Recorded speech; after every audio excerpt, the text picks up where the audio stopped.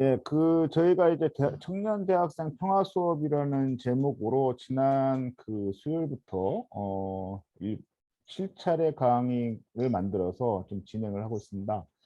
오늘은 임상호 교수님을 모셨는데요. 임상호 교수님께서는 1차 1강을 맡아주셨었습니다. 1강을 맡아주셨는데 그때 주제가 지정학적 관점에서의 한반도에 대한 분석과 그리고 동아시아 차원에서의 평화에 대한 문제를 좀 이렇게 정리를 해주셨습니다.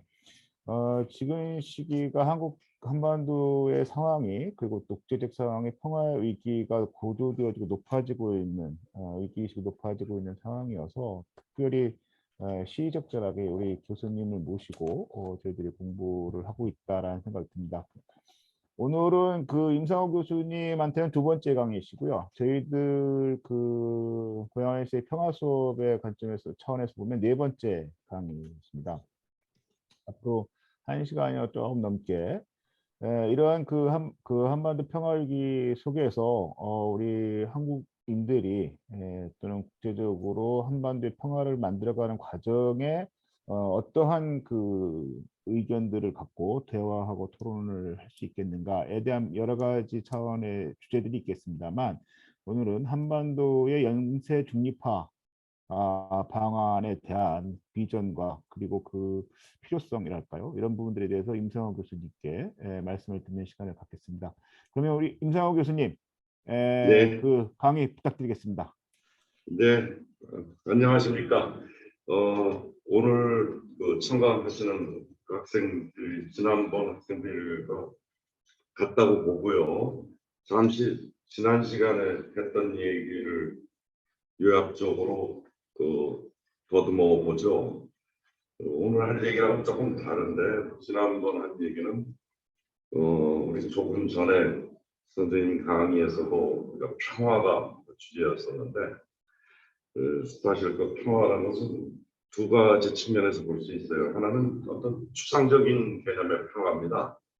즉 마음의 평화랄까, 서로 싸우지 않고 느끼는 그런 평화라는 추상적인 게 있을 수 있는데 제가 말씀드린 지난 시간에 말씀드린 평화는 아주 구체적인 그야말로 전쟁의 반대 상태를 말합니다. 즉 우리가 요사이 많은 남북 간에 또 미국이 오고 일본이 와서 군사 행동을 하는데 전쟁 날 것 같다는 것이죠. 그러니까 그런 전쟁이 안 나게 하는 상태, 평화를 지향한다. 바로 그런 평화가 주제였습니다. 그러면서 지금 한반도를 둘러싸고 벌어지고 있는 군사적 긴장이 이른바 세계사적으로 또 한반도 내부 상황에서 어떤 의미를 갖는가를 검토했습니다. 그 가운데 우선 국제적으로 이건 제 얘기가 아니라 국제 정치학자를 하는 많은 학자들이 하는 말인데 현대를 대전환의 시대라고 합니다. Great Transformation, 대전환의 시대라고 합니다. 무엇에서 뭘로 대전환을 하느냐 할 때 우리가 1945년 2차 대전이 끝나고 냉전 시대가 시작되었다고 했죠. 그러면서 1989년, 90년 사회주의권, 공산권이 붕괴를 하죠. 소련이 해체되고 베를린 장벽이 무너지면서 서독과 동독이 통일이 됩니다. 그래서 그것을 냉전의 종식이라고 봅니다. 그 이후의 시대를 냉전에 대비해서 탈냉전의 시대라고 해왔죠. 그런데 냉전에서 탈냉전으로 넘어갈 때 90년 직후입니다. 우리는 1950년 남북 간의 한국 전쟁을 했는데 53년에 전쟁을 끝낸 게 아니라 정전, ceasefire를 해놓고 오늘 이 순간까지 정전 상태죠. 근데 90년의 탈냉전 시대에 우리의 한국 전쟁은 냉전의 산물이니까 탈냉전 시대가 되면 자연스럽게 해소됐어야 되는데 그 기회를 놓쳤다는 거죠. 그 과정은 지난 시간에 자세히 살펴본 바 있습니다. 어쨌든 탈냉전 시대에도 한반도는 냉전 상태로 살고 있었다. 우리가 지금 보고 있다시피. 그런데 다시 그 국제적인 시각으로 돌아가서 이게 일종의 우연이라고도 할 수 있는데 코로나 시대가 도래하면서 우리가 이 코로나가 끝나면 그 애프터 코로나라는 그런 시대, 문명사적 개념입니다만 그 말은 인류가 코로나를 경험하기 이전과 그 이후는 완전히 다른 세상이다. 그래서 애프터 코로나 시대, 에이지 이런 말을 합니다. 근데 이것이 벌어지고 있는 한편 전혀 다른 차원에서 국제정치 차원에서 그 탈냉전 시대가 끝나가고 아까 얘기한 냉전에 이은 탈냉전의 시대가 끝나가고 다시 새로운 더욱 한 단계 고양된 냉전이 시작된다. 그래서 신냉전의 시작을 이야기하고 있습니다. 그 첫 번째 조짐이 우크라이나에서 드러난 거죠. 그러나 그 조짐은 이미 있었어요. 이미 있었다면 주로 미국이 문제인데 왜 미국이 문제냐면 다시 냉전 시대로 돌아가면 전 세계는 양극 체제라고 해서 바이폴라 시스템이라고 해서 소련과 미국의 대립으로 전 세계의 역사가 움직였어요. 전 세계 벌은 베트남 전쟁이던 한국 전쟁이 가장 대표적인 예였었고 그 냉전의 그 심텀으로서 또 양극 시대였었는데 탈냉전 시대 어떻게 됐냐? 소련이 멸망을 했죠. 멸망이라기보다는 해체돼서 러시아 및 16개 공화국이 지금 우크라이나를 포함한 16개 공화국이 다 해체되었습니다. 이렇게 되니까 미국의 미소 대립에서 그 대항자가 없어진 미국은 양극 체제에서 단극 체제로 유니폴라 시스템 전 세계 크기 하나였었어요. 다른 말로 하면 팍스 아메리카라는 말을 쓰기도 합니다. 고대 팍스 로마나에 견주어서 미국 마음대로 했던 거예요. 군사적, 경제적, 국제정치적. 그런데 중국이 부상을 했죠. 그동안. 중국의 GDP가 개인 소득이 아니라 그로스 내셔널 프로덕트 그 생산량 총량이 미국을 추월했어요. 2년 전에. 그 밖에 그 경제적 규모가 아니라 과학 기술에 있어서 그러면서 단순히 경제적 그 성장만이 아니라 중국이 대국불기라 하면서 국제적 패권을 추구하기 시작했어요. 이게 미국의 단극 체제에 정면적인 도전을 하는 것입니다. 이렇게 돼서 미국은 특히 동아시아 및 태평양에서 그 단극 체제 유지를 위해서 어마어마한 힘을 씁니다.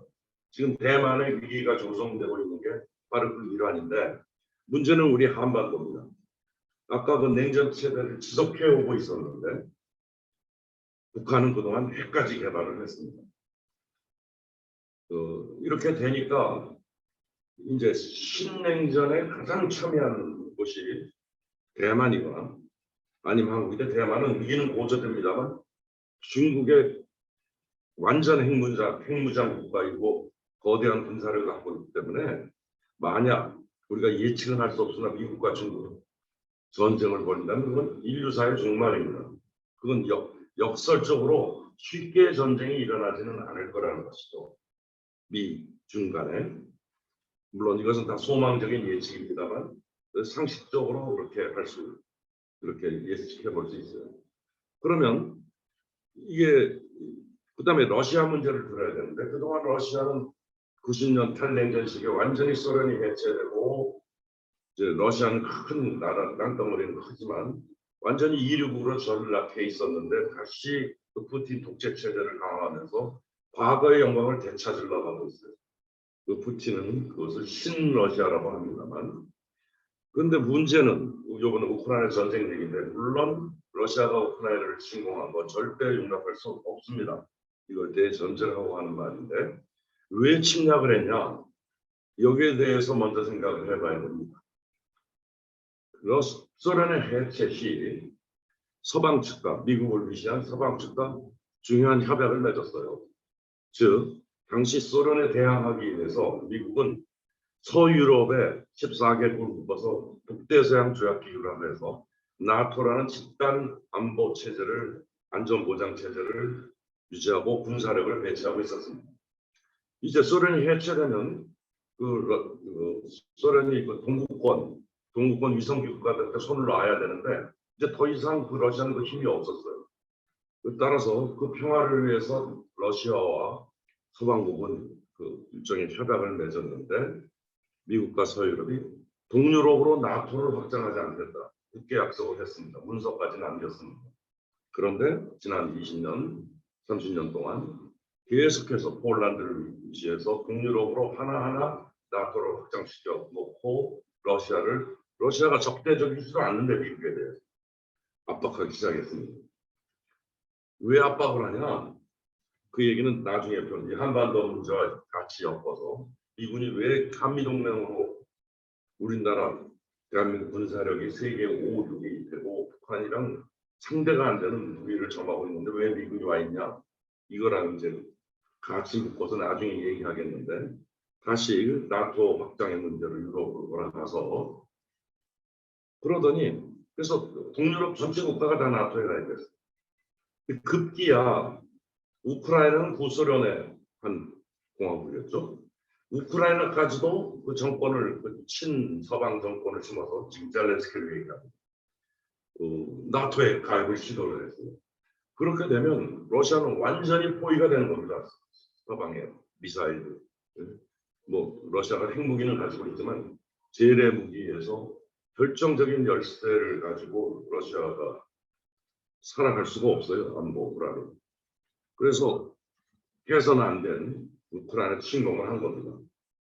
자, 그러면 왜 그런 러시아를 압박하느냐? 또 한반도에 미군을 남겨놓고 북한을 압박하느냐? 이것은 미국의 단극적 세계 질서를 유지하고자 합니다. 한랭전 시대 아까 얘기한 미국의 단극적 세계 질서. 그래서 어마어마한 무리를 지금 하고 있는 것입니다. 그런데 그건 또 제 얘기가 아니라 수많은 국제정치학계 또는 경제계 문명비평가 모든 그런 석학들이 지금 관찰하는 바는 이 세계는 더 이상 지금 뭐 우당탕탕 거리고 굉장히 시끄럽고 위기가 조성되겠지만 이 세계사의 방향은 더 이상 미국적 단극 질서의 시대는 끝나고 다극적 세대 국제 질서로 갈 것이다. 멀티폴라 시스템.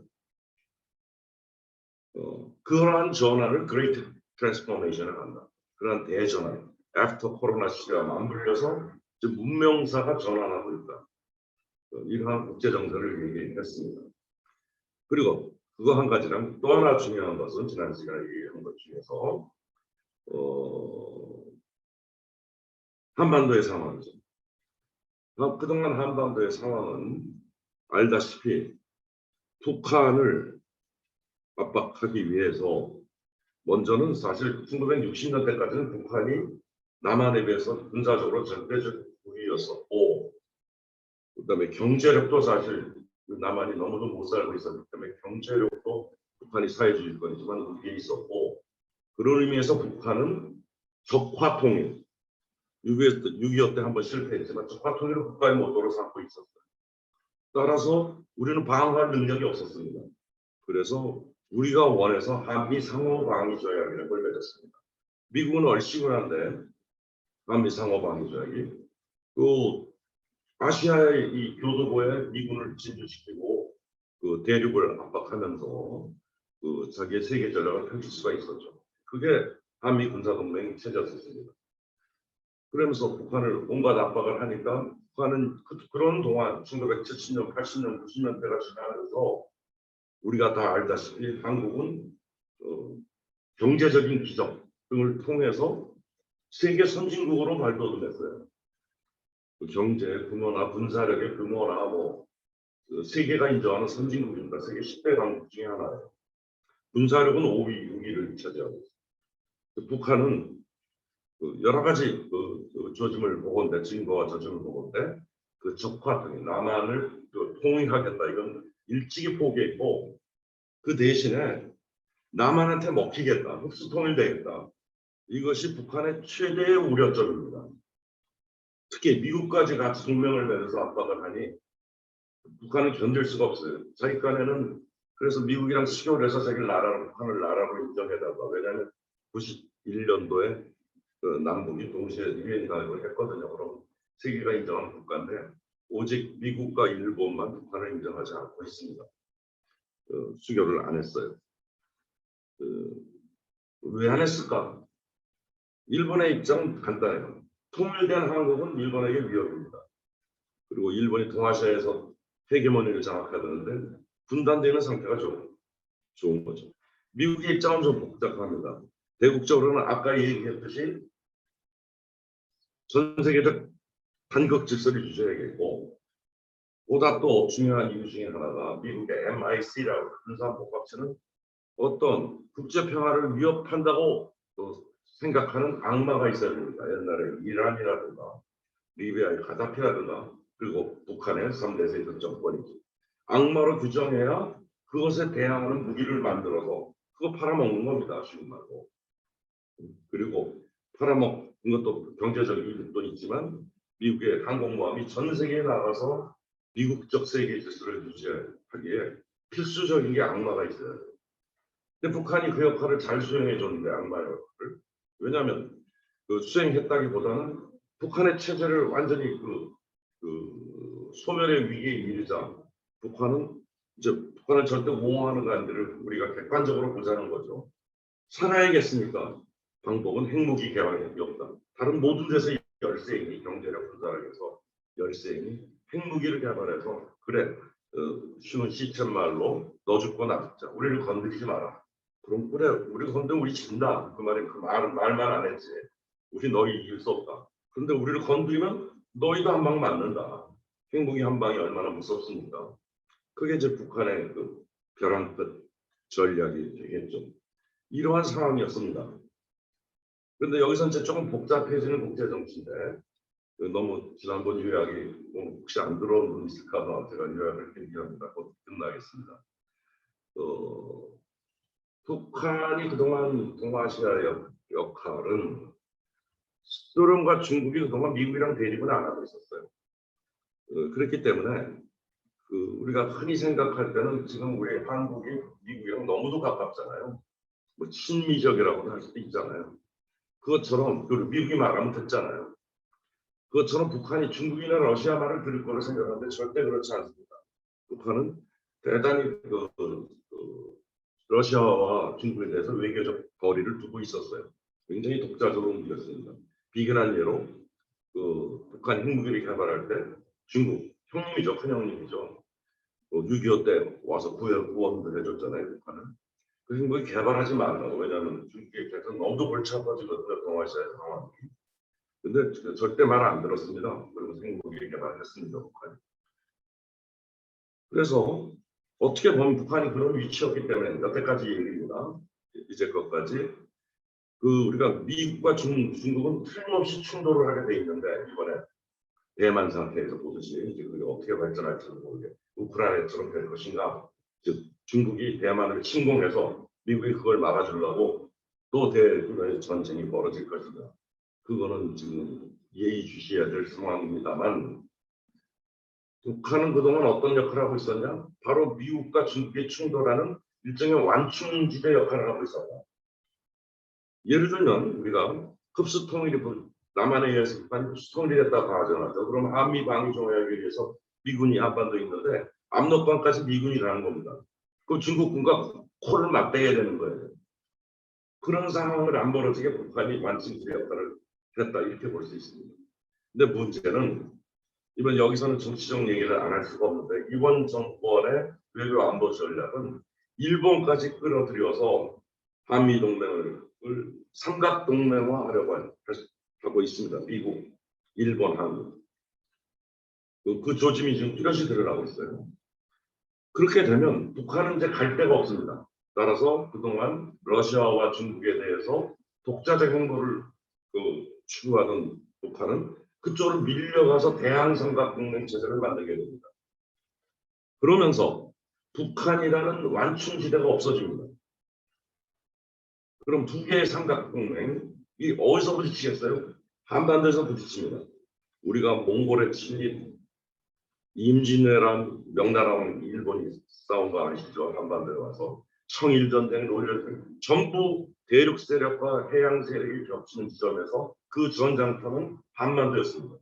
6.25가 북한의 침공으로 물어서 우리끼리 남한 북한이 싸운 것 같지만 미군이 즉각적으로 유엔군이라는 이름을 수만 명이 들어왔고 중공군은 당시 중국 공산당은 100만 명의 군대를 보내서 한반도에서 싸웠습니다. 이런 일이 다시 벌어진다는 거예요. 그리고 이번에 전쟁은 과거와는 비교를 할 수 없는 그 전쟁의 참화 정도가 아니라 민족 패망의 길로 가는 겁니다. 이러한 급박한 정세가 지금 형성되고 있다는 것이죠. 그래서 지난 시간에 결론은 그럼 이것을 벗어나야 되지 않냐. 뾰족할 수가 없는데 그동안 저는 저와 한국의 여러 가치 중요한 분들만 운동을 하고 있습니다. 즉 한반도 중립화를 추진하는 사람들이라는 단체에서 한반도가 즉 남한과 북한이 중립화되어야겠다. 그것도 영세 중립화되어야겠다. 우선 그러면 우리가 평화 완전을 확보하고 그리고 우리가 그동안 통일해야 하는데 통일지고 이루는 방법은 없습니다. 오늘 얘기를 하겠지만 이 중립화를 거쳐서만이 민족 통일을 이룰 수 있게 된다. 그런 면이 있고 이 표를 세 개를 내걸었습니다. 우리가 지금 국제적으로 우리의 장래를 우리가 결정 못합니다. 미국이 하라는 대로 하고 있어요. 그래서 우리 민족의 장래는 우리가 결정한다. 이런 표현을 해서 되겠습니다. 그 중립하는 건 평화와 번영의 지름길이다. 이렇게 하면서 오늘 얘기를 시작하겠습니다. 근데 여기서 중립화 갑자기 나왔기 때문에 중립화는 뭐냐? 뭐 대충은 우리가 스위스가 영세 중립국이라는 알죠. 중립화도 있는데 영세 중립국은 뭐냐면 영구이를 말합니다. 그래서 그 중립화의 주체는 어느 한 국가나 또는 어떤 분쟁 지역이 중립 지역이 될 수 있습니다. 여러분 지리적으로 잘 아시면 아라비아 반도랑 쿠웨이트 옆에 이렇게 소비 많이 나는데 이 나라 저 나라가 다 가질 수 없는 어떤 그 충돌의 위험이 있는 거는 어느 누구의 소유권도 없는 중립 지역이라는 것도 있습니다. 예외적으로. 그러나 중립화의 주체는 언제나 국가입니다. 그래서 어떤 민족이 중립화는 할 수 없습니다. 예를 들면 유대 민족이 중립화란 말을 할 수 없어요. 전 세계에 펼쳐져 미국 시민이기도 하고 이스라엘 시민이기도 하고 그러니까. 한민족이 중립화가 된다는 말은 성립을 안 합니다. 왜냐하면 한반도에는 지금 두 개의 유엔에 가입한 엄연한 국가가 있어서 둘 중에 한 나라가 중립화가 되든지 아니면 저의 주장은 두 나라가 동시에 중립화되어야 된다는 것입니다. 다음에 중립화의 종류는 또 한시적인 중립이 있어요. 그리고 영구적인 중립인데 한시적 중립은 뭐냐면 주변국 두 나라가 싸워요. 내가 끼기 참 곤란해. 우리 친구들 사이에 후닥거릴 때 그러잖아요. 나는 중립 그러잖아요. 입장 곤란해서. 이제 그런 것이 그 전쟁 때 그런 일이 수시로 벌어집니다. 역사상 그런 데가 굉장히 많습니다. 유럽에 뭐 벨기에라든가 뭐 스웨덴 같은 핀란드 지금 그런 입장을 취해오고 있었어요. 그런가 하면 영원히 중립을 하겠다 하는 영세 중립 국가가 있는데 그것이 대표적인 예가 스위스고 또 우리가 잘 모르고 있는데 오스트리아가 영세 중립 국가입니다. 그럼 그 중립화라고 선언을 하면 뭐 어떤 일들을 해야 중립화인가? 네 개의 필수 요건이 있습니다. 하나는 군사 동맹을 맺지 않아야 됩니다. 지금 한미 상호공업 방위 조약이라든가 북한의 경우 조중 군사 동맹은 아닌데 조중 우호 협약이라든가 그래서 동맹을 맺지 않는 비동맹이 중립화의 가장 중요한 요소다. 안 그러면 중립이 인정이 안 되죠. 어느 한 나라 둘 중에 하나가 이 군사 동맹을 다른 나라랑 맺어 중립이라고 할 수가 없잖아요. 그 다음에 어떤 경우는 전쟁 시라든가 평화 시라도 외국군이 그 땅에 들어올 수 없습니다. 들어온다면 중립이 아니죠. 그 들어온 나라 예를 들면 우리 미군이 지금 한반도 들어와 있는데 중립이 될 수 없습니다. 미군이 와 있는데 그럼 이제 중국군도 같이 들어온다면 중립이 아니라 그 말은 되는데 중국군 들어오고 일본군 들어오고 생각나세요? 더한 날에 우리나라가 어떻게 됐나? 네? 결국 청일전쟁 우리 땅에서 벌이고 그러지 않았습니까? 그 다음에 그 군사력에 있어서 다른 나라를 절대 공격 안 한다. 지금 일본의 평화헌법처럼 물론 일본은 지금 그 평화헌법을 파기하고 전쟁을 할 수 있는 나라로 갔다고 모색을 하고 있습니다만 어쨌든 현행 헌법은 공격을 안 한다. 그렇다고 군대를 못 가는 건 아닙니다. 스위스 아주 강력한 방어군을 가질 수 있습니다. 그러니까 상대방이 공격해 들어왔을 때 최소한의 방어됩니다. 네, 이것이 중립화의 필수 요소라고 할 수 있겠습니다. 이게 이제 우리나라는 계속해서 이런 중립의 시도가 있었습니다. 그 중에 하나는 대한민국 고종일제가 나라가 다 망하려고 하니까 중립을 선포했었어요. 우리 역사에 잘 안 알려져 있는데 일반한테는 2번이나 중립을 선포했는데 제가 아까 조금 전에 말한 중립은 주변국이 인정을 해야 중립이 됩니다. 우리만 선포한다고 중립이 되지 않아요. 아 그래? 너희 나라 중립해. 주변 열강들이 왜 인정하냐면 이 주변에 예를 들면 중국과 미국이 이러지도 저러지도 못해. 자기는 한반도를 한쪽에서 가지려고 그러면 다른 한쪽이 제동이 걸리기 때문에 서로 이러지도 저러지도 못하고 또는 보다 긍정적으로 얘기하자면 서로에게 그 관계 서로에게 이익이 되는. 그러니까 지금 미국과 중국이 어마어마한 대립을 하고 있는데 여러분 다 아시죠? 우리의 현대의 국제사회라는 우리가 오른손을 왼손 주먹을 손깍지를 끼면 이렇게 그런 손깍지를 이렇게 끼잖아요. 세계 경쟁이 이렇게 얽혀 있어요. 어느 중국과 무역 안 해. 그리고 미국이 못 삽니다. 지금 말은 중국과 무역 안 해 하고 압박하지만 못 살아요. 얽혀 있기 때문에. 그럴 때 한반도가 중립이 되면 우회적으로 그들의 이익을 한반도 중립 지역에서 조절할 수 있습니다. 이게 긍정적으로 인정하는 중립입니다. 부정적으로 얘기한다면 둘이 서로 어디가 서로 먹지 못하니까 중립이 될 수 있지만 고종부 때는 우리 힘이 약하니까요. 뭐 주변국이 국방비도 안 끼고 했는데 그 후에도 여러 번 있는데 중요한 것은 김일성은 이미 1980년에 북한은 중립이다 비동맹이다라고 선명을 했고 북한 헌법에는 그 비동맹이라는 것은 헌법의 전문에 들어가 있습니다. 그래서 실질적으로 중립화됐다고 보는데 문제는 북한 혼자 중립은 주변 강대국이 인정 안 하고 있는 것입니다. 따라서 남한도 중립을 선언하고 남북 동시 중립을 해야 한반도 중립이 성립이 된다. 이렇게 얘기할 수 있겠습니다. 자, 이제부터 중립화의 방안, 비전과 방안 어떻게 해야 중립화가 될 것이며 중립화가 되면 우리가 어떻게 해서 평화를 찾고 그 통일까지 이룰 수 있을까? 이게 이제 문제인데 그 전에 몇 가지 검토해야 될 게 있습니다. 그동안 우리가 너무도 당연시 중립화의 전제 조건들로서 너무도 당연시 되어 있던 것을 하나하나 검토해요.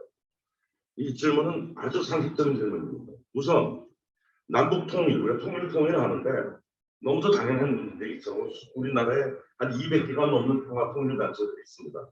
우리 고향 YMCA도 부분적으로 그 일을 대단히 열심히 하고 계십니다. 그렇게 통일은 당연한 걸로 있는데 한 번 물어봐야겠다는 거예요. 이 시점에서 그 통일을 꼭 이루어야 한다. 그런데 되게 세 가지 유형의 통일론이 있습니다. 첫째는 그동안 70년 동안 있었던 건데 우리에서 오는 통일 무조건이에요. 우리는 한민족 통일. 근데 저는 이것을 감성적이고 낭만적이라고 봅니다. 왜냐하면 현실성이 없어요. 그 뭐가 증명하냐면 지난 남과 북은 공식 비공식 수십 개 이상의 합의서를 작성하고 그동안 때가 되면 서로 교통도 하고 민간 차원에서 하고 정부 차원에서 하고 했지만 그 다시 제자리로 돌아오고 오늘 이 순간까지 다시 군사 합의도 좀 파악이 돼서 서로 궤도를 쓰고 있지 않습니까? 그 통일 현실적으로 아닌데 우리의 감성은 통일이에요. 다만 그 밑에 있겠지만 그러한 통일의 영어는 민족사적 강의론이기 때문에 우리가 만약 통일이 된다면 바로 이 정서 때문에 됩니다. 이 정서 때문에 될 수 있어요. 통일의 추동력은 거기서 생겨요. 이 낭만적 정서 때문에. 그러나 통일의 방안은 여기서 나오지 않습니다. 우리에서 오는 통일한 노래 불러봤자 안 나옵니다. 다른 방법을 생각해야겠죠. 두 번째 유형이 있는데 조금 더 현실적이라고 그러지 말고 우리 지금 통일이 지금 되겠냐 하루아침에. 그러니 당분간 평화 공존 후 또는 평화 공존이라면 민간 고립 교류도 하고 이제 그런 이야기들입니다. 대개 우리 시민단체들이 이 입장을 취하고 있습니다.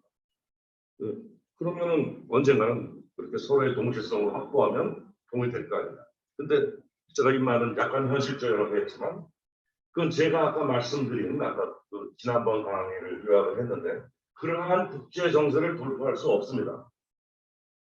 우리끼리 통일한다고 그 사람들 미국이 그 세계적 질서를 유지하고 북한이라는 악마가 필요한데 그 악마에 대해서 압박을 하는데 북한은 핵무기를 포기할 리가 없으며 등등 그 정세를 돌파할 수 없어요. 따라서 그 현실론이 또 대신 못합니다. 그리고 보다 중요하게는 최근에 드러난 현상인데 특히 젊은 층 중에서 여기서 젊은 층이라는 것은 전쟁을 경험하지 못했고 비교적 풍요로운 시대에 태어난 사람 젊은 층에는 아니 왜 통일을 해야 되는데 이들의 삶은 뭐가 나쁜데 그 다음에 만약 통일이 된다면 우리가 공덕 서독 갔을 때 서독 그 독일의 통일 비용이 얼마나 많이 들었는데 지금 우리 대한민국에도 해결된 문제들이 얼마나 많은데 이러한 통일 재고론도 있습니다. 두 번째, 자 우리가 통일한다 그래놓고 남북이 서로를 어떻게 인정하고 있는가? 되게 세 가지 유형이 있어요. 우리 한국에서 우리는 대한민국이고 저 북쪽은 북한. 옛날에는 좀 전에는 북한 교회라고 했어요. 교회. 그래서 교회는 소련의 교회라는 소련의 복국과 시작했는데 소련과 이제 소련이 해체되니까 교회를 할 역할이 없잖아요. 그래서 국교라는 단어는 더 안 쓰는데 북한. 그리고 우리만 나라고 북한은 그냥 그 불법 집단이에요. 대한민국의 한 거의 부분을 차지. 그런 유형이 있는가 하면 보다 중립적으로는 여기서 중립이라는 것은 아까 말한 그 정치적 국제 정치적 중립이 아니라 보다 중간에 선 자의 입장에서 얘기한다면 남한 북한 이렇게 부릅니다. 편하게. 그럼 남한 북한이란 말이 나라를 가리키는 건 아니죠.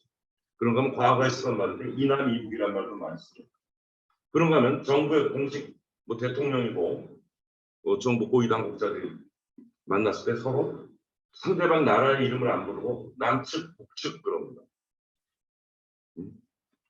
이런 유형이 있고 세 번째는 이것은 그렇게 부를 줄 않고 있는데 저는 이것을 주장합니다. 대한민국 유엔에 가입했고 조선민주주의공화국 유엔에 가입했다. 약칭하면 한국과 조선입니다. 저는 이것을 정명론이라고 하는데 정확하게 이름을 불러라. 상대방 이름을 그 이름대로 불러야만 대화가 있고 타협이 있고 화해가 있는 겁니다. 한국과 조선으로 그리고 두 나라를 인정해야 됩니다. 통일을 위해서. 이게 어떻게 잘못되면 영구 분단론으로 갔었는데 통일을 위해서 상대방을 인정해야죠. 상대방을 불법 집단을 생각해놓고 무슨 대화가 되겠습니까? 그다음에 지리적 명칭이 있어요. 우리 한반도는 국제적으로 코리안 페니슐라, 지리적 또는 지정학적으로 그렇게 불리고 있습니다. 그런데 여러분 들으면 놀라실지 모르는데 한반도라는 말은 한국에서만 그렇게 부르고 있고 조선에 가면 조선반도라고 합니다. 만약 통일이 된다면 이걸 뭘로 부르겠어요? 화해가 안 되겠죠? 통일을 한다면 안 하고 산다면 우리 한반도를 부르고 살면 됩니다. 따라서 또 제가 제안하는데 어차피 국제적으로 코리아가 알려져 있으니 코리아 반도로 하면 어떨까 하는 제안입니다. 다음에 우리가 통일을 어떻게 할 것인가 여러 가지 시나리오 수많은 학자들이나 사회 단체 등이 학자들이 이런 얘기를 하고 있습니다. 먼저 급수 통일론이 있습니다. 우리는 자유주의 리버럴리즘이고 그럼 그런 입장에서 있는가 하면 아니야 우리의 세력이 확대돼야 돼 하는 그 헤게모니적 발상에서도 북한을 흡수하자는 얘기가 있고 그다음에 유니라테럴 일방주의인데 북한의 상대방을 인정 안 하는 거예요. 일방적으로 이 통일이라는 것은 대한민국이 이루는 일이지 북한이 이루는 상관없다 하는 일방주의적 입장에서 흡수 통일론을 얘기하고 있습니다. 그런가 하면 평화 공존 후의 통일 아까 검토했습니다. 이것은 강력한 한민족이라는 내셔널리즘 있고 일종의 감상론, 로만티시즘도 있을 수 있습니다. 저는 이 두 개가 다 안 된답니다. 우선 흡수통일이 안 된다는 건 이거는 이 의견에 상치가 있을 수 있어요. 우리 남한 사회에서 뭔가 아니 저 북한 괴뢰 집장 3대 세습하고 국민을 못 살게 하고 근데 그런 놈이 있어서 어떻게 하냐? 그거 없애버려야지. 없애버려야 된다는 말은 우리가 흡수해야 되지 그 말 아니겠어요? 그렇다면 저는 더 이상 할 말이 없습니다. 근데 우리가 한민족은 같이 살아야 된다. 이런 취지로 하면 그 흡수통일은 안 되죠. 그럼 통일을 뭐 하랍니까? 그렇게 흡수통일하면 북한 시민은 어떻게 해요? 북한 주민은 2등 시민이에요? 어떻게 해요? 그렇게 안 되죠. 따라서 1번, 2번은 저는 현실적이 없다고 보고 오직 그 real politic, 현실 정치적 입장에서 중립화 통일을 해야 된다. 근데 중립화 통일이 해야 된다, 뭐 되게 약하게 얘기했는데 반드시 중립화를 통한 통일을 해야 되는 것이 만약 많은 사람들이 지금 그렇게 관찰하고 있습니다. 뭐 지난 대통령은 뭐 통일은 대박이다 뭐 이런 말에서 곧 북한이 붕괴될 것처럼 국민들을 오도했는데 북한이 붕괴했다고 하면 가정해보죠. 오직 대한민국에 사는 사람들 80, 90% 정도만 북한이 붕괴되면 그 땅이 대한민국 땅이 될 걸로 알고 있어요. 왜냐? 대한민국 헌법에 대한민국의 영토는 한반도와 그 구석도서라. 그건 우리 얘기고 북한은 아까 얘기한 유엔 가입국입니다. 대한민국이 점령할 수 없어요. 붕괴했다 하더라도. 따라서 그것은 힘센 자들이 들어가 점령을 하게 됩니다. 힘센 자들의 타협이. 이미 그 계획도 나와 있습니다. 사실. 평안도는 중국, 함경도는 러시아, 원산 지역은 미국 이런 얘기들도 있어요. 그리고 현실적으로 절대 대한민국 땅이 될 수가 없습니다. 그러니까 흡수통일론이 얼마나 어리석은 얘기인지 그렇게 되지 못합니다. 그 다음에 또 검토해야 될 사항 하나가 우리가 통일된 민족 국가를 이루었다. 그 나라 이름이 뭐냐 하는데 북한은 몇 가지를 내놨어요. 근데 뭐 그 어떤 타당성은 없는 말인데 우리 대한민국 정부는 통일부라는 단체까지 두고 있으면서 정부 교육까지 두고 있으면서 통일하면서도 미래 명칭에 대해서 함구하고 있어요. 그 말은 우리가 나쁘게 한번 곡해를 한다면 왜 통일하자면서도 그 나라의 명칭이 없냐면 통일하면 대한민국이라는 뜻 아니에요. 그러니 그 나라 명칭에서 말할 필요가 없다. 그 오해받을 수 있다는 거예요. 그리고 실제로 북한은 오해가 아니라 그렇게 이해하고 있습니다. 다만이 우리가 평화공세를 하는데 그것은 뭐 쌀이나 좀 주고 뭐 약이나 조금 주면서 북한이 말라 죽을 때 기다리다가 대한민국이 통일하려고 한다. 그렇게 알고 있습니다. 그러니까 북한은 핵무기를 가지고 버티는 거죠. 자기 체제 유지를 위해서. 북한은 고려 연방, 이제 조선이라고 할 수도 없고 한국이라고 할 수 없으니 그 고려 연방공화국이라고 제안을 했는데 연방공화국에 대해서는 조금 뒤에 다른 데 살펴보겠습니다. 북한의 진정성이 담겨 있지는 않습니다. 그래서 저는 1번, 2번이 또 비현실적을 생각해서 잠정적으로 코리아 국가연합이라는 것을 통일해 가는 과정에서 한시적으로 결성해야겠다. Confederation of Korean States, 코리아에 있는 두 나라들의 연합. 이 복잡한 얘기 같으면 지금 유럽연합을 생각해보죠. 27개의 주권을 가진 정부가 있습니다. 그러나 유럽연합이라는 상부의 정부와 의회, 법령, 헌법을 다 가진 정부가 있습니다. 유럽연합입니다. 유럽연합의 궁극적 목표는 유럽 합중국입니다. 미 합중국처럼. 50개의 주가 있대 하나의 나라, 미 합중국의 나라인 것처럼 유럽에 27개국이 있어요. 지금은 연합체제이지만 궁극적으로는 하나의 정부를 가진 합중국이 되기를 원합니다. 유나이티드 유럽. 유나이티드 스테이츠 오브 아메리카처럼 유나이티드 스테이츠 오브 유럽 비전이고 가는 단계에서 지금 유로피안 유니언이라는 것을 운영하고 있는 것입니다. 제 의견도 우리 한반도는 코리아 국가연합을 거쳐서 최후의 통일로 가야 한다. 이렇게 생각하고 있습니다. 자, 이것이 우리가 이제 통일한다거나 중립화를 한다거나 할 때 미리 검토해야 될 그 상황이라는 거죠. 지금부터는 그럼 중립화를 어떻게 해야 될까 하는데, 중립화의 아까 일반적 조건 네 가지를 얘기했습니다. 그러면 특히 한반도의 상황에서 어떤 그 구성 요소가 있을까? 먼저 중립화를 하자면 세 개 단계를 거쳐야만 됩니다. 사전 단계, 협상을 해야죠. 협상 단계, 남북이 동일해야 되니까, 또 주변 강대국이 동일해야 되니까, 그다음에 최종 협정 단계가 있을 겁니다. 사전 단계에 해야 할 일은 무조건 남북 대치 상태를 종결해야 무슨 뭐를 하자, 협상을 하자 말자 할 거 아닙니까? 그 대치 상태를 종결해야 될 과제가 있는데, 하나는 종전선언이며 또 하나는 불가침 협정입니다. 종전선언을 왜 해야 되냐면 53년에 지금 정전이라고 할 때 시즈파이어, 사격 중지입니다. 다시 개시할 수 있다는 얘기예요. 따라서 전쟁이 끝났다는 선언을 해야 됩니다. 그런가 하면 끝났다는 선언만 하면 뭐하는데 또 싸우는데, 따라서 남북 간에 서로 불가침하겠다. 불가침이다. 이런 단계가 필요합니다. 그다음에 이제 추진 단계에서 진짜로 우리가 남북이 이렇게 이제 일단 평화 상태에 들어갔죠. 그러나 이걸 항구화 시켜야 되는데, 그럼 중립화를 해야 됩니다. 그럴 때 아까 검토했듯이 우선 비동맹 선언을 해야 됩니다. 남과 북은 그 어떤 나라와도 군사동맹을 맺지 않는다. 따라서 한미 상호방위 조약, 조주 우호 조약은 동시에 폐기가 돼야 되죠. 이것을 남북 간에 합의가 돼야 돼요. 그다음에 외국군 진입 금지. 그러니까 지금 사드가 와 있는데 그런 거 와 있을 수 없습니다. 사드가 있는 한 중국이 우리나라의 중립화를, 사드는 대한민국에 놔두고 대한민국이 중립화한다? 중국이 인정 안 해요. 그 사드가 중국을 향해 있는데 어떻게 그걸 인정하겠습니까? 따라서 외국군 진입 금지도 협의가 돼야 됩니다. 그다음에 핵의 문제인데, 핵의 문제는 요 다음번에 다른 그 아래에서 다시 이게 너무 복잡해서 다른 데서 설명을 하겠습니다. 그다음에 중립국 국방력 수준은 아까 얘기했듯이 최소 방어론이 있고 최대 강화 무력론도 있습니다.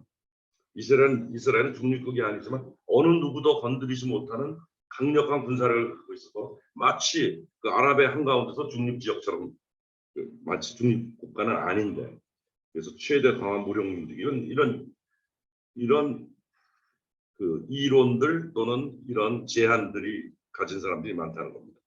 그다음에 그 군비 축소 및 군대를 감축해야 되는데, 이거는 물론 다 협상을 해야겠습니다만, 지금 보세요. 인구 절벽의 문제, 현재 한국군이 50만으로 돼 있는데 올해 태어난 아기가 30만이 안 돼요. 여자까지, 이스라엘처럼 여자까지 다 군대 보낸다면 몰라도 남자만 간다면 전원을 다 보내, 20년 후에 전원을 다 보내도 15만밖에 안 돼요. 감군은 할 수 없이 해야 됩니다. 이 문제를 고려해야 되고, 그다음에 현대적 상황, 현대는 군인들이 뭐 개미떼처럼 들어가서 싸우는 그런 일이 있을 수는 있겠지만 그걸로 전쟁의 성패가 결정되는 게 아니라 고도의 기술적 무기들이죠. 이런 문제이기 때문에 이걸 한꺼번에 고려해야 됩니다. 그다음에 최종 단계, 중립화 조약을 맺어야 됩니다.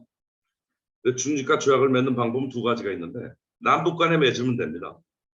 그냥 남북이 합의에 이르면. 그러나 아까도 얘기했듯이 항구적 보장이 안 됩니다. 다자간에 맺어야 됩니다. 주변 이해 관련, 특히 미국과 중국은 필수적으로 껴야 되고, 바람직하게는 러시아, 일본까지 같이 맺는 조약이라면 더욱 바람직하겠습니다.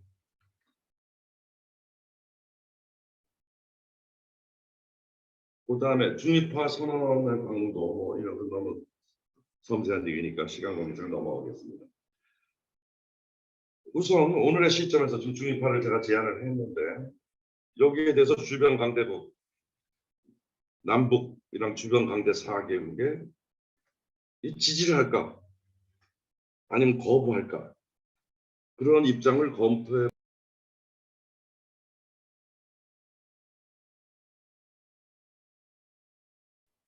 선생님 지금 목소리가 안 들립니다. 예, 잠깐 예, 제가 잘못 건드렸네요. 네, 들리시죠? 예, 잘 들립니다. 네, 그 주변 열강들이 지지할 거부할 때 입장을 검토해봐야겠습니다. 제가 1번을 조선해 놓은 것은 1번에서 6번까지 있는데 쉬운 쪽에서부터 어려운 쪽으로 순서를 잡아봤습니다. 조선의 입장은 김일성은 이미 1980년에 공개적으로 중립화를 선언했고 헌법의 비동맹을 표방하고 있습니다. 그런데 아직은 북한 체제에 대한 위협이 미국과 한국에 의해서 위협이 가해지므로 만약 진심으로 북한 체제를 위협하지 않는다. 즉 그 체제 위협이 제거될 확신만 있다면 찬성, 적극 찬성입니다. 이 말을 뒤집어서 하면 체제 보장의 확신이 없는, 즉 핵무기부터 먼저 놔라. 우리 하노이, 싱가포르 하노이 트럼프랑 회담 때 거기에 걸린 이슈는 딱 한 가지입니다. 뭐 잡다한 것 빼고 북미 수교입니다. 북한과 미국의 수교. 그 체제 보장이죠. 수교를 하면 체제 보장이 되는 거 아니에요. 그러면 핵을 놓겠다는 거 아니에요. 근데 왜 결렬이 났어요? 하노이 회담이? 핵부터 먼저 놔라. 북한은 관찰했습니다. 가다피가 핵을 개발할 때 미국이 핵만 먼저 놔라. 그럼 너희 경제 부흥시켜 다 하겠다. 이란도 그랬어요. 그 이란 핵 놓자 이라크 시켜서 전쟁 발발시켰고 리비아는 핵을 놓자마자 가다피를 죽여버렸어요. 폭격을 전투기 200대가 떠가지고.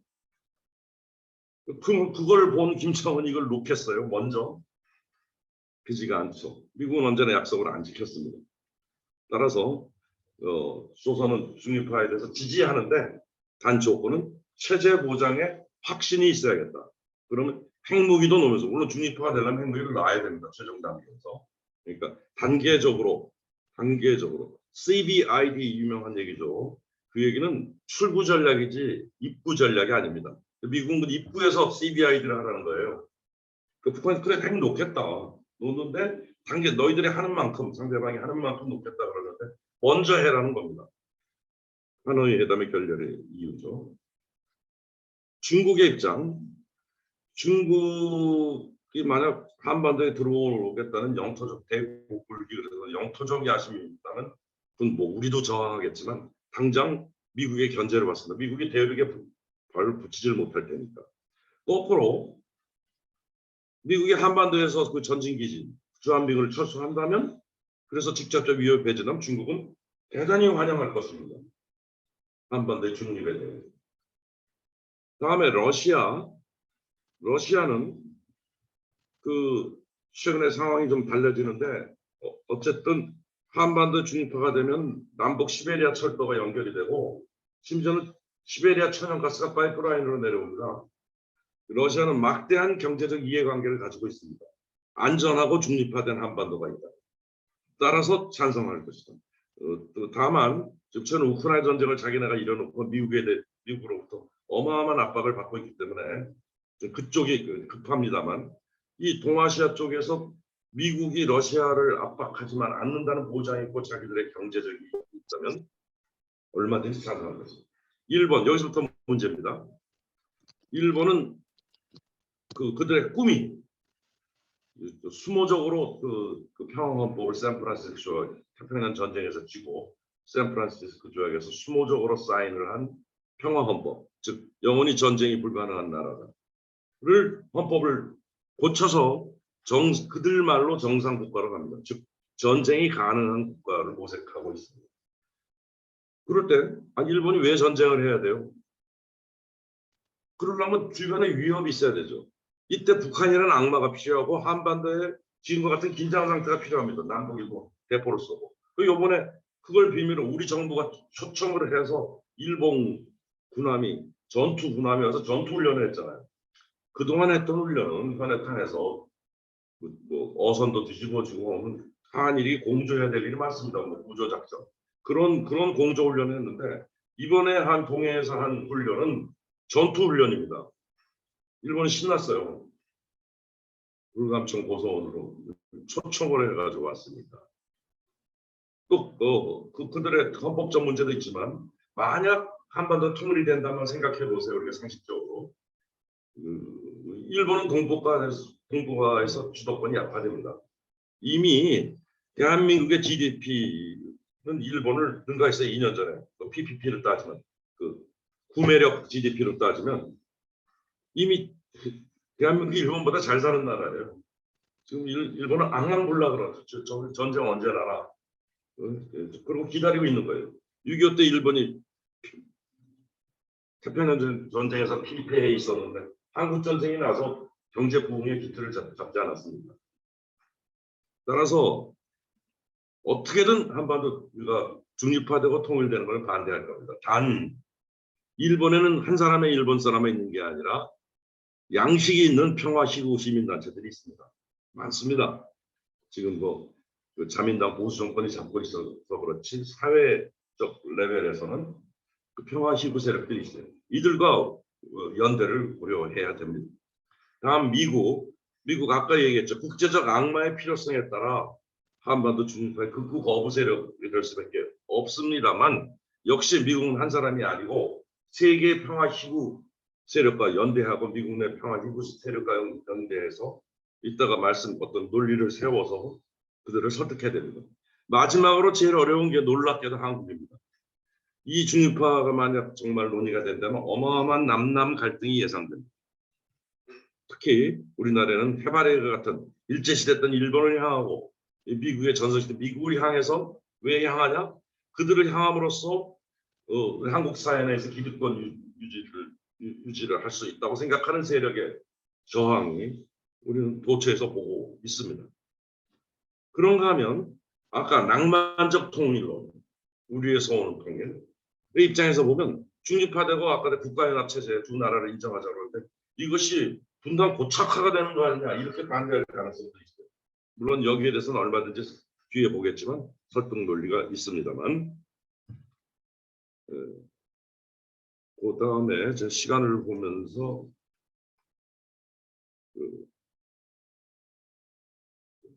결론을 맺어야겠습니다. 아니 지금 제가 9시까지 10시까지인가요? 예, 그렇습니다. 전 9시 반으로 생각하고 좀 마음이 급했네요. 조금 더 시간이 있으니까 예. 이게 넘어가 버리네.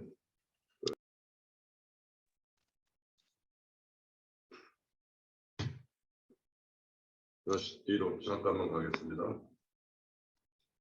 이게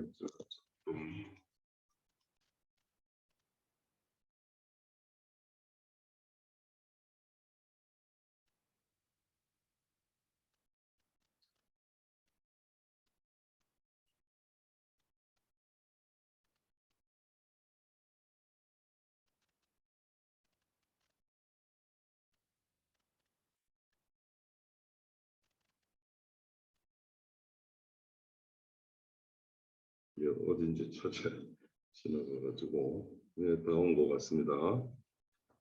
16초까지 하셨습니다. 예, 여기서 하면 되겠습니다.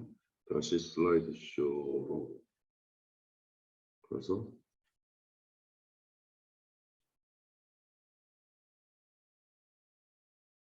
하지 마시고요. 예, 그 위에 보면 그 아이콘 크게 처음부터 현재 슬라이드부터 이렇게 있지 않습니까? 파일 밑에. 예. 이거는. 네, 보겠습니다. 예. 여기입니다.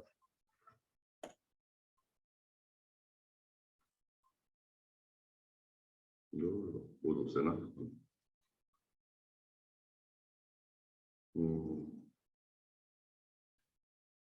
자, 그럼 중립국의 그 비전을 보겠습니다. 중립국이 된다면 어떻게 될 것인가 우리나라가. 우선 선중립 후 통일이라는 표현인데요. 아까 낭만적 통일을 바라는 세력은 만약 남북 국가연합이 된다면 두 국가가 되는데 영원히 분단 아니냐. 그런데 우리가 다른 반대의 생각을 해야 됩니다. 이미 검토했지만 통일 지금 안 되지 않습니까? 이대로. 근데 통일은 반드시 해야 됩니다. 그러니까 통일로 가는 경로에 중립화로 이루어야만 통일이 될 수가 있다.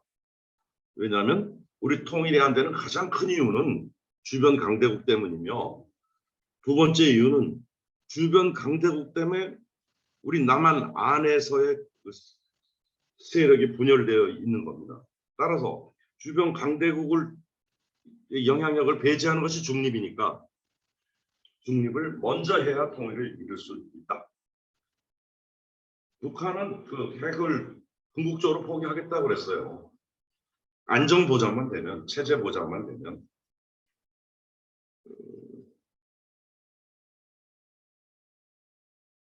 그럼 통일은 언제 하냐? 남북 국가연합 두 나라가 유지한 컨페더레이션이 되어 있다가, 사실 지금 통일이 된데도 어려운 문제가 많아요. 과정적으로 통일이 된데도. 남북의 경제적 격차는 너무도 현격하고, 그다음에 사회적 문화적 체제적 문제가 있기 때문에 일정 기간 똑같아질 수는 없어도 어떤 수준의 그 균등화를 이루어야 됩니다. 상대적 균등화를 이루어야 됩니다. 그다음에 중립화가 통일의 방안이라고 하니까, 유일한 방안이라고 하니까 통일이 되면 이제 중립화를 안 하는 거냐? 아닙니다. 통일 후에도 중립화를 유지해야만 한국의 평화를 담보할 수 있는 겁니다. 그러면 그 아까 국가연합을 시작해서 어떻게 통일에 이른가는 단계가 있습니다. 대개 세 개의 단계를 생각합니다. 첫 번째 이미 얘기를 했죠. 근데 그 코리아 국가연합을 이루는 방법을 얘기 안 했는데, 아까 한국 전쟁을 끝내기 위해서 평화 조약을 맺어야 된다고 했습니다. 평화 그러니까 중종 선언, 불가침 선언이라는 단계가 있는데 그 단계가 필요가 없어져요. 평화 조약을 맺으면. 평화 조약이란 세계적으로 큰 전쟁이 있을 때 싸웠던 당사들이 이제 그만 싸우고 영원히 안 싸우자 맺는 조약입니다. 유명한 조약이 뭐 1차 대전을 끝내는 베르사유 평화 조약. 보통 우리가 강화 조약이라는 말로 번역을 많이 합니다. 영어로는 peace treaty인데 우리 역사학에서는 강화 조약이라고 번역을 해서 교과서에 이렇게 쓰고 있습니다. 아까 평화, 전쟁의 반대 상태의 평화를 추상적인 평화가 아닙니다. 전쟁을 안 한다는 평화. 그런 평화 조약을 맺으면 그 서문에, 조약에는 서문이 있으니까 53년의 정전에 이른 한국 전쟁을 영원히 종식하고, 문장 하나로 종전선언입니다. 남북은 서로 이제부터 서로의 공격적 침공을 하지 않으며, 이게 불가침 선언입니다. 평화 조약 안에 다 해버릴 수 있어요. 그러면서 본문 조항에 가서 이 평화 체제를 유지하기 위해서 남북은 서로 중립화를 선언할 것을 약속하며, 그리고 남북은 미래의 통일을 위해서 당분간 또는 그 당시에 진짜 협상 가서 향후 뭐 10년이라든가 20년 시간을 정할 수가 있습니다. 즉각적으로 코리아 국가연합을 선포하고 향후 10년, 20년 또는 협상이 잘 안 되면 당분간 이 코리아 국가연합 상태를 유지한다. 이렇게 선포하면 되는 겁니다. 그러니까 평화조약 하나로서 모든 것을 해결하자는 거죠. 그게 그 단계별 추진론이 아니라 일괄적 추진론이라고 저는 얘기하고 있습니다. 한 테이블에서 모두 해야 된다. 그 이유는, 한 테이블에서 해야 되는 이유는 그 단계를 하잖아요. 아까 뭐 종전선언을 했다가 문재인 대통령이 유엔에서 제안을 하지 않았습니까? 종전선언을. 그럼 또 미국이 또 반대하고 또 일본이 즉각적으로 반대를 했어요. 단계 설사 그 인정해 주고 또 다음 단계 또 있죠. 다음 단계 또 있죠. 강대국들의 손에서 놀아나는 겁니다.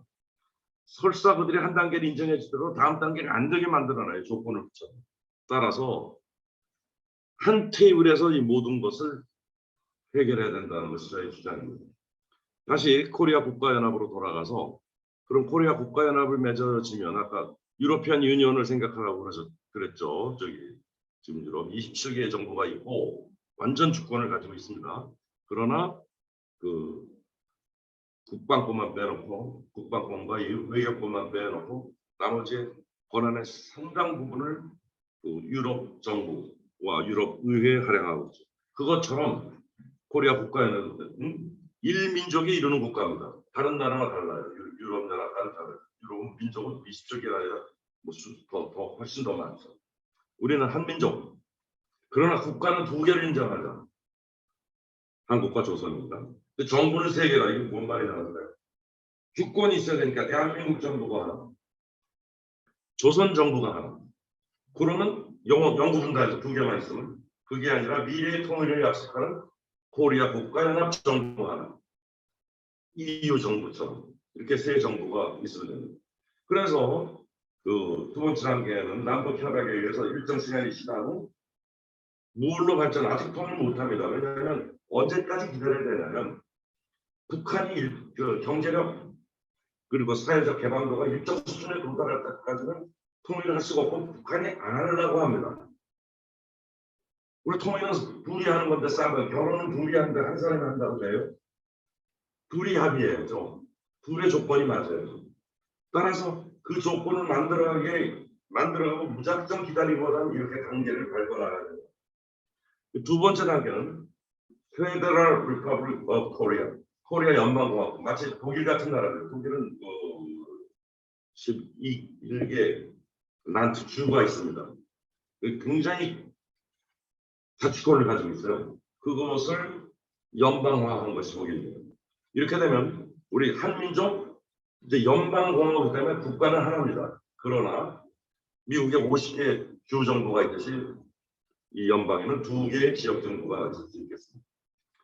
마지막으로 이것을 어떤 시한을 정할 수도 있고 미래에 반드시 이룬다는 협약에 정할 수 있겠습니다만 경제적 수준의 상대적 균형을 모색한 후 일민족, 일국가의 통일을 이루는 것입니다. 저는 이것만이 우리가 통일을 일으키는 방안이지 우리의 소문을 통일을 100년을 외쳐봤자 안 된다는 겁니다. 여기는 여러 가지 다른 의견이 있을 수 있지만 저는 그렇게 주장하고 있습니다. 그런데 아까 북한의 경제에서 일정 수준의 경제적 수준, 소독처럼 동독에다 막 퍼져갖고 20년 동안 어마어마한 통일 비용을 치렀습니다. 왜냐하면 동서독 통일은 서로 쌍방이 원하지 않는데 어느 날 길게 알고 계시겠지만 우연히 어느 날 우당탕 돼버렸어요. 누구도 예측 못하는 계기에 의해서. 그래가지고 어마어마한 그 동서독 통합 과정에 경제적 사회적 비용을 치렀습니다. 제가 아까부터 북한에 대해서는 일정 수준의 경제 수준이 돼야 된다고 그랬는데 또 그 수반하는 사회적 개방도 문화적으로도 달라지겠고 궁극적으로는 정치도 변할 수 있겠지만 이 말을 쉽게 얘기하면 안 됩니다. 지금 우리의 협상 상대는 3대 세습의 독재자들입니다. 거기에 대고 어떤 그 독재체들을 저변에서 갈굴 쓰는 얘기를 하면 우선 대화 테이블에 나오질 않아요. 그렇지만 가슴이 끓지만 숨겨두고 긍정적인 얘기만 해요. 일단 아까 국가연합을 만들면서 동시적으로 제가 명명하기를 동북아 경제자유지역 나페즈라는 것을 설정을 해서 이미 부분적으로 시험을 했어요. 개성공단 아시잖아요. 한국과 조선이 공동체죠. 그리고 이미 북한 정권은 이것을 동북아 경제자유지역이 아니라 조선 경제자유지역이라 해서 10개 정도의 단지를 확보해 놨어요. 우리에게 알려진 게 낮은 선봉지역, 신의주지역, 원산지역. 놀랍게도 원산에서 미국의 밀사를 보내서 원산의 미군 기지까지 공유한다고 그랬어요. 그 무슨 말이냐 그러는데 북한은 중국을 대단히 두려워합니다. 우리의 역사를 보세요. 2000년 역사를 보세요. 언제나 중국은 강해졌을 때 침공에 들어왔습니다. 미국이 6.25 때 미국이 들어왔을 때 중국이 자기네 중국까지 들어올까 봐 100만 명을 이쪽으로 원조군을 보냈는데 그 고맙죠 북한으로서. 그러나 그 보세요. 지금 시진핑 오늘 전당대회 끝마치는 대국 굴기 언제나 확장을 합니다. 따라서 이건 문서로서 그 학술적 논문을 증명할 수 있는데 김일성은 미군의 원산 기지 제공을 제안한 바도 있습니다. 그리고 최근에 김정은이 원산 지역에 관광 특구에서 어마어마한 신경을 쓴다는 걸 우리 보도를 통해서 알고 있습니다. 어쨌든 조선은 준비가 돼 있어요. 그런 거. 그런데 그 국가연합 체제에서 그 심사할 것은 이것을 동북아라는 이름을 붙여서 국제 자본을 유치시켜야겠다는 거죠. 그 방법은 그럼 이 경제권이 어떻게 되냐면 그 태평양 세력, 해양 세력이죠. 잠깐만 배터리 충전을 하겠습니다.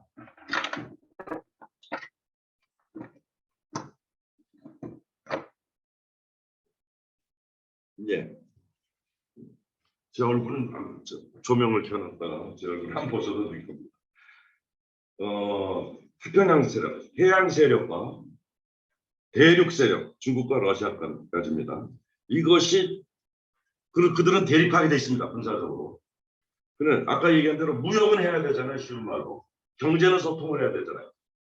그 군사적 대립을 하는데 서로 웃는다서 장사하기 곤란해요. 지금 무슨 뭐 화웨이 사태를 다 알고 계시잖아요.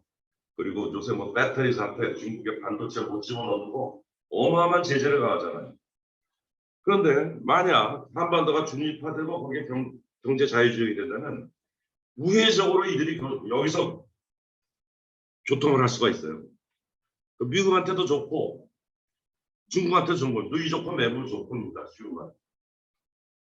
그러한 지역이 될 수 있다. 그러면서 조선 북한의 입장으로서는 철의 실크로드가 시베리아로 연결된다면 그리고 또 이건 러시아는 반드시 하고 싶어 할 텐데 러시아의 천연가스를 파이프라인을 통해서 우리가 요새 논의되는 북유럽의 노르트 스트림 그런 거 있잖아요. 그 파이프라인 심지어는 혈액탄을 건너갈 수 있습니다. 일본도 에너지를 엄청 수입해야 되는 나라입니다. 이럴 때 조선은 통과세만 받아먹어도 그 경제적으로 상당히 숨통이 트일 것이고 아까 얘기한 그 공단 지역, 자유무역 공단 지역에 막대한 노동력이 해소가 될 겁니다. 그래서 남북 국가연합은 경제공동체입니다. 왜냐하면 유러피언 유니언이 애초에 EEC 공동경제구역으로 시작해서 유럽 연합이 됐는데 그것처럼 남북 코리아 국가연합은 경제공동체가 되어서 조선의 개혁 개방 지구에 대해서 국제적 투자를 할 것이며 거기에 남북 공동 경영이 가능합니다. 한국은 자본 기술을 투입하고 조선은 노동과 자원을 토지 노동 자원을 투입해서 아주 좋은 얘기가 되겠고 그런가 하면 국제적으로는 우리가 홍콩이 지금 세팅하고 있습니다. 중국 때문이죠. 홍콩을 대체하는 아시아의 금융 허브를 만들고 동북아 산업 기지를 만들면 북한은 자본주의 체제를 채택하든 중국처럼 개혁 개방의 혼합 경제를 채택을 하든 드디어 먹고 살 일이 생기고 뿐 아니라 경제적 능력이 상대적으로 향상이 돼서 남한과의 격차를 줄일 수 있고 그것이야말로 미래의 통일을 북한도 자신감이 생겨야 미래의 통일을 논할 수 있다는 겁니다. 결론을 말씀드리겠습니다.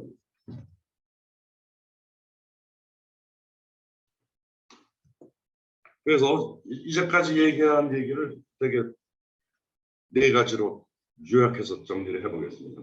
우선 남북은 상호 체제를 인정하고 체제라는 국가임을 인정하고 동시적 영세 중립화를 통해 남북 국가연합에 기초한 경제 공동체를 먼저 이루어야 됩니다. 그러니까 우리가 통일이라는 말은 정치 공동체를 말한 거였는데 그것은 요원한 일이다. 하지 말자는 얘기가 아니라 이 길을 겪어나가면 거기에 이룰 수 있다. 남북 국가연합에 기초한 경제 공동체를 이루어야 합니다. 두 번째, 남북이 우리가 심지어 핵무장 하자는 사람이 요새 나오잖아요. 핵무장 못하면 미국 전술핵이라도 갖다 놓으라는 거 아니에요. 그런 정신 나간 사람들이 있는데 핵무장을 한다거나 또는 현재 그런데 핵 우산 아래 있는 것은 바로 지금 미국적 패권 구도를 영속화하는 길입니다. 따라서 우리 한반도의 항구적 안보를 보장하는 것은 핵우산이 아니라 중립화의 우산입니다. 그래서 핵우산을 접고 중립화의 우산을 쓰자는 겁니다. 세 번째, 그 중립화의 우산은 강대국이 펼쳐질 리가 없습니다. 아까 다 검토했지만. 따라서 우리 민족이 자주적으로 남북이 자주적으로 합의에 이루고 추진하는 겁니다. 문제는 북한은 한번 결심하면 그 체제상 위에서 결심하면 다 되는데 문제는 한국입니다. 한국 정부 및 사회 주도 세력은 강대국의 법에 스스로 매여 있으려고 해요. 자주적이지 못하죠. 달성이 안 됩니다. 이 자주적이란 말을 잠깐 더 해야겠는데 우리가 여러분 저 한영사전 찾아보고 요새 그 구글 프로그램으로 번역 전환하는 거 있죠. 자주적이란 단어를 한번 쳐보세요. 그러면 인디펜던트로 나와요. 독립적이라고 치면 인디펜던트는. 즉 영어권의 개념에서는 자주적과 독립적이라는 말이 같은 개념이에요. 근데 우리나라에서 뭐라고 그러죠? 정치적으로 뭐라고 그래요? 우리는 독립국가다. 독립국가지. 유엔에도 가입했고. 근데 자주적이냐 물어보면 뭐 그렇다고 막 그런 사람도 있겠지만 대부분은 자주적이지 못하지. 미국의 법규에 내어 있잖아. 그럼 뭐예요? 비자주적 독립국가 아니에요. 영어로 번역하면 dependent independent state예요. 평형 노선이죠. 비자주적 독립국가는 있을 수 없어요. 독립국가는 자주적인 겁니다. 따라서 우리는 비자주적이기 때문에 독립국가가 아니라는 겁니다. 아직. 그 고비에 매여 달성되지 못해요. 그리고 우리 저 한국 정부나 이른바 진보권이건 보수권은 물론 진보권도 문재인 정부도 눈치 보려고 한 걸음도 못 나갔어요. 남북에 합의를 다 해놓고 한 걸음을 못 나갔잖아요. 그 다음에 우리 사회 주도 세력은 전부 미국에 유학이나 갔다 오고 뭐 이러면 할아버지잖아요. 마치 조선시대 선비들 유학자들이 이치저는 명나라를 모신 그런 사대를 하는 것이라는데 뭐 너희들이 글자를 나만 알아도 뭐 한글 같은 거 못 쓰게 하고 경멸하고 자기네만 읽고서 자기네끼리 꼬시가 아니라 과거 보고 자기네들의 사회적 우위권을 확보하기 위해서 사대를 했던 거예요. 니네가 성리학을 알아 이러면서 무식한 너희들 나한테 복속해. 그게 아닙니까? 그러다가 조선이 망했죠. 결국. 똑같아요. 우리나라의 친미세력은. 니네가 영어를 알아. 그런 얘기예요. 쉬운 말로 하면. 요새 영어 다 하죠. 그러니까 이제 국제 정치학을 알아. 이러면서 친미가 아니라 전 그걸 숙미세력이라고 합니다. 4대. 조선의 4대 짝을 이루는 숙미세력. 따라서 기대 난망이니 총결론입니다. 오직 대중들의 자각과 대중의 자발적 참여로서만 이 중립화 운동 및 통일운동이 가능하다고 봅니다. 제가 오늘 여기서 심지어 강연한 이유가 바로 마지막 줄에 있습니다. 이상입니다. 너무 어려운 얘기를 한 것 같습니다. 네, 감사합니다.